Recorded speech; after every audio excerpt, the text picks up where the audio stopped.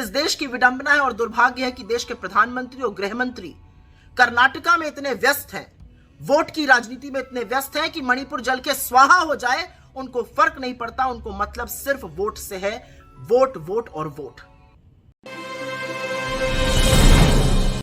इस देश के पूर्वोत्तर का एक अहम राज्य है मणिपुर, और मणिपुर जल रहा है। यह अतिशयोक्ति नहीं है, मणिपुर वाकई में 4 दिनों से जल रहा है। हत्या, अगजनी, लूट, संपत्ति स्वाहा होने की दिल दहलाने वाली खबरें आ रही हैं। हिंसा इतनी उग्र हो चुकी है कि इंटरनेट पूरी तरह से बंद कर देना पड़ा है। 16 में से 8 डिस्ट्रिक्ट्स में कर्फ्यू लगा हुआ है, मतलब आधे राज्य में, और भारतीय रेल ने रेलगाड़ी वहां भेजने से मना कर दिया है, सेवाएं प्रतिबंधित कर दी गई हैं।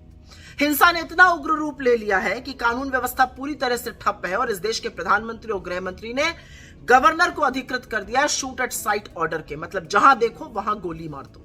ये 2023 का भारत है जहां पर एक राज्य जल रहा है और शूट एट साइट के ऑर्डर है। मणिपुर की ध्वस्त व्यवस्था के चलते वहां के मंत्री, वहां के विधायक, खुद ओलंपियन और भाजपा की राज्यसभा सांसद रह चुकी मैरी कॉम हाथ जोड़ के दुहाई कर रहे हैं कि प्रधानमंत्री और गृह मंत्री, हमारा प्रदेश जल रहा है, उसको जलने से बचा लीजिए, खत्म होने से बचा लीजिए।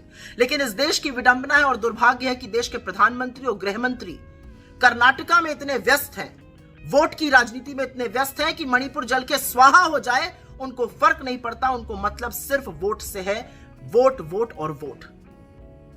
लेकिन आज सवाल पूछना पड़ेगा, और सवाल पूछना जरूरी है। मणिपुर में दंगे पूरी तरह से सांप्रदायिक हो चुके हैं। धार्मिक संस्थानों पर हमला हो रहा है, लोगों पर हमला हो रहा है, चुन चुन के मारा जा रहा है, अगजनी के मामले सामने आ रहे हैं, संपत्ति जलकर स्वाहा हुई जा रही है।